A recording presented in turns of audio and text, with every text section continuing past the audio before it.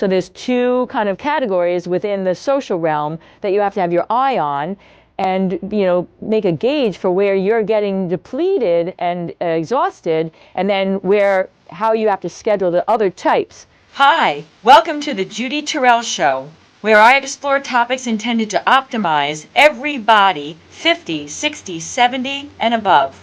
Hello, everybody, and welcome. If you are joining me in this video, then you are on my 4th episode in my series on I'm feeling fatigued, I am not feeling rested, I'm getting enough sleep, or maybe I'm not, but there seems like I should be feeling like more energetic in my day, and I think there's something wrong with me. Then you are in the right place if that is you, because I am addressing 6 different types of rest.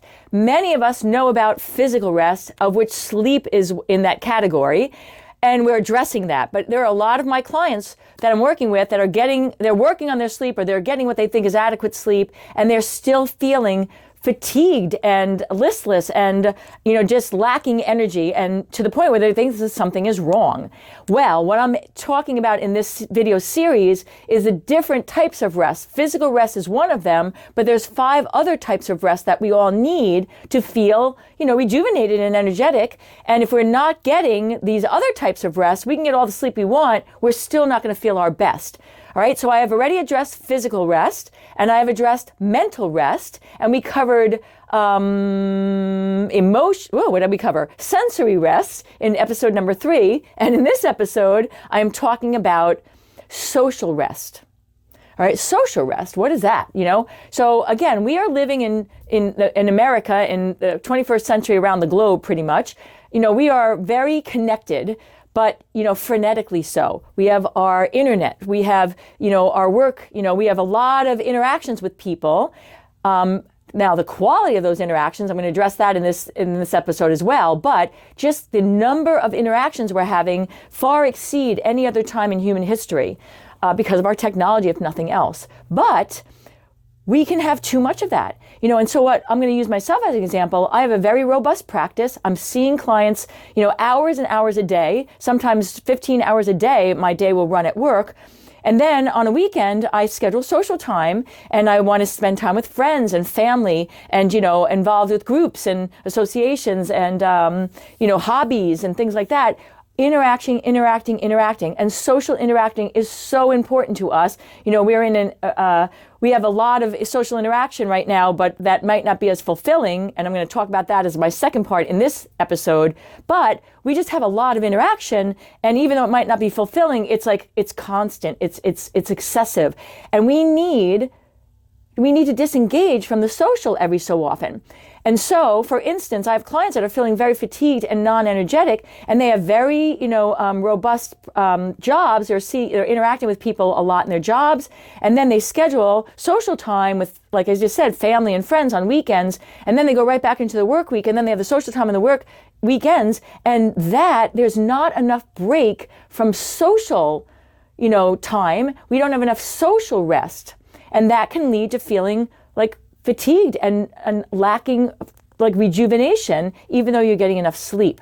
And I know for myself, when I have a very robust practice, as I just said, I know I can schedule social things on the weekends, but every second weekend, I need to take one day where I am not scheduling anything social with anybody. I am minimally interacting with other people, maybe just the people I live with, or maybe even if I can, minimize that, send them out to do some things and be able to have just self-time, kind of like disengage my battery from social interaction with other people so that my social rest can occur. I can rejuvenate my ability to be engaging with other people. Your Second 50 Life is my virtual platform that is designed for both men and women over 50 and 60, 70, and 80.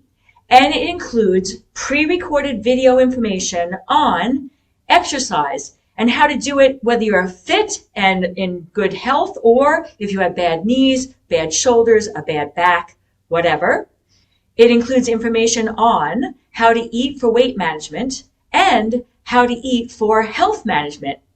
It includes information on the psychology of aging and what do we need to do in our heads because let's face it, this aging thing is not for the faint of heart. So your Second 50 Life is a virtual platform of resources that you can access at your own leisure, but it also includes 2 times a month live video coaching with me so that you can bring your own individual questions and get individual coaching, as well as have access to all the information on the pre-recorded videos.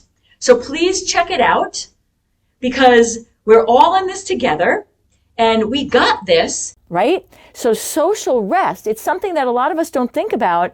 And I've had many a client that is battling using food as a method to, disengage because they have very, very, enriched social lives, and they're still working and have a lot of social interaction during the week as well. And even though the social life part with the family and friends is very fulfilling and satisfying, there just is no rejuvenation from it. It would be like trying to never go to sleep at night, even though you love your job or you love being awake. You can only get so far, and you're going to feel very fatigued and burnt out. Well, that happens with social energy as well, and we need social rest. So just merely trying to look at yourself, some people need a little more social rest, some people need a little bit less, so it's not the same amount for everybody.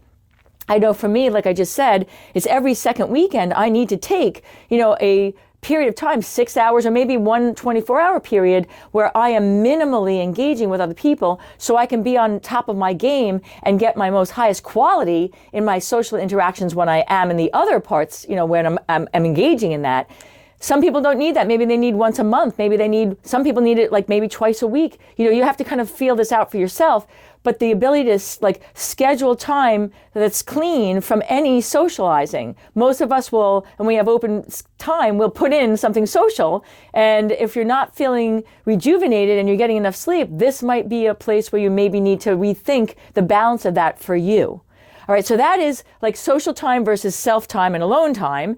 But included in social rest is another subcategory, and that is the quality and the energetic output of our social time, all right? And everybody's going to identify with this when I talk about this.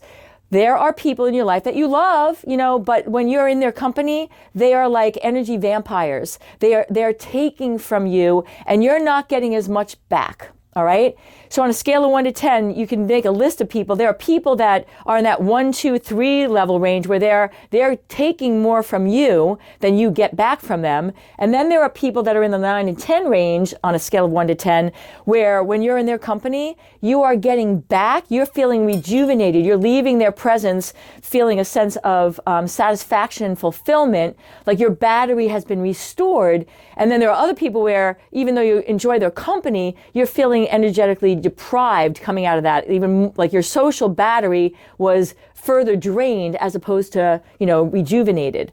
So looking at your relationships and then seeing, do you have a balance there, and trying to then make sure you're getting, social time with the people and the activities that actually rejuvenate your social battery, right? Rejuvenate your soul and your spirit and your being, because those are the ones now, when you're scheduling a balance, you have to schedule a balance of how much social time versus not social time, self-time.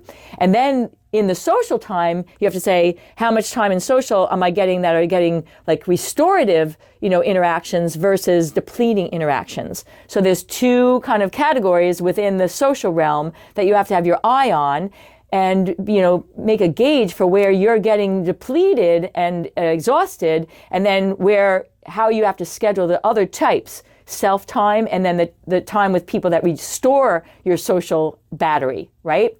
So very important. And what I'm saying is something in this episode none of us aren't aware of, but we may not be aware that we're not getting the right restorative balance for us, for you, and that can factor into, I just got a really good night's sleep and I'm feeling like just not rejuvenated. I'm feeling exhausted. It may be because your social battery is running without, rejuvenation, right? So you got to unplug that social battery, or plug it into the ones that rejuvenate you. All right, everybody, this is episode number 4. There are 2 more to follow. And, as I went through this, I kind of scheduled them. The most obvious ones were earlier on, but the ones that might be more elusive to you and that you're not really fully conscious of are the last 3, this one and the next 2. So definitely catch the next 2 in this series. All right, everybody, we have got this energy deprival thing. We've got this rejuvenation thing, 6 different ways to address it that are not sleep. I hope to see you soon in the next video. And if you'd like to have access to some of my additional resources, I can be found at Facebook, Instagram, YouTube, and on my website, www.judyterrell.com.